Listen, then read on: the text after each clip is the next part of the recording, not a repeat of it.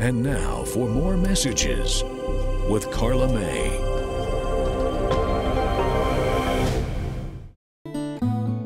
After losing control of his car and slamming head-on into a concreted metal post, 16-year-old Marcus passed away in what many would later recall to be a defining spiritual experience. And I said, God, if you gotta take him, don't mess up his hair, because he had a thing about his hair. Marcus didn't have a scratch on him.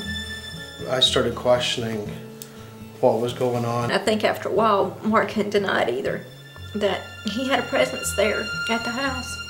And then she's seeing a mark, and then Carla said her head hurt really bad, and this should mean something to you. All of a sudden it dawned on her, this was Marcus.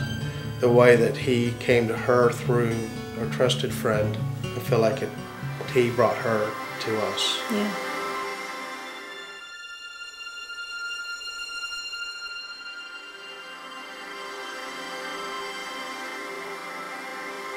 The paramedic that worked, we talked to him about a year later, a year or so later. And he said it was really strange because Marcus, he felt like he was dead, but by the same token, he got some things working. He put a trach in and got his lungs working and got his heart to where it was beating. I think they were breathing for him, but other bodily functions were working. And so he felt that, we just keep pressing. I took the surgeon into a room, just me and him. And he says, honestly, he says, I think he's dead. He says, but I've seen him come back like this. And he says, I'd like to try a few more things, but I think it's over. I had actually asked her the question, did he die in the car or was he at the hospital? It came across that Marcus had actually answered that question through Carla, that Mom, you knew I wasn't there. Why are you asking that question? And in the tone that he would have said it, because he always said, Mom.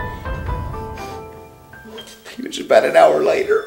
I just walked in and says, get this out of here, turn it off, unplug it.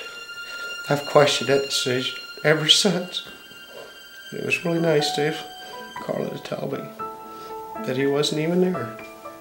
It was just a mute point. But I was so mad at myself for that decision. I just hated that hand. As I look at it, it's like, I killed my son with that hand because I gave up. And I don't give up. I'm not a quitter. And it was really comforting when Carla said, he wasn't even around. It's like, glad I kept my hand.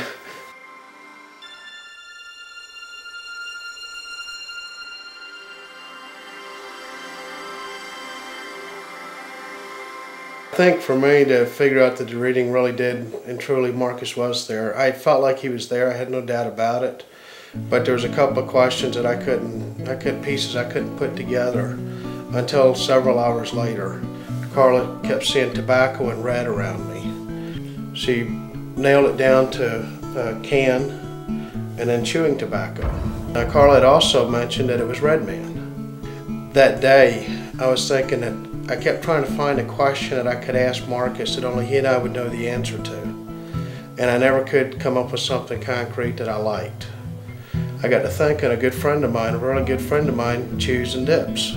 And in 10 years of being around this guy, I had never noticed what brand it was. So I called him up and he didn't answer the phone. I called him up, left a message, hey Brad, I need to know what brand of tobacco you chew. I never have paid attention. It says Red Man, what's going on?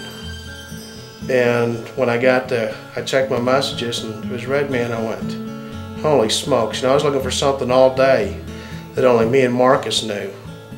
But then he stuck it to me because this guy, I've sat beside him in airplanes for hours and hours on end and never noticed what the pouch was.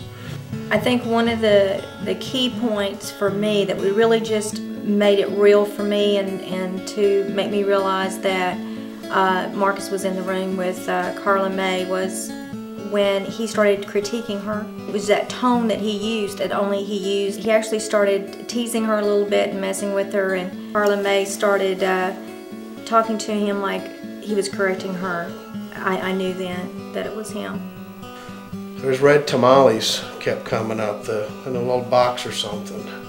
And when we were at our daughter's over Christmas, I says, Brooke, is there anything about red tamales that you remember? She says, Dad, me and Marcus used to eat those in dispatch all the time. I can't believe you didn't notice that. I'm like, all right, there's another one. Okay, this deal really, he was there. There's no doubt about it at this point.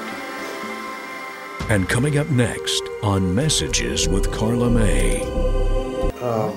I came from a deeply Baptist background.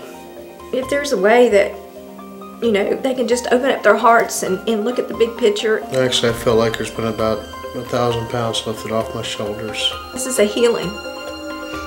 And I feel like my heart just doesn't hurt so much now.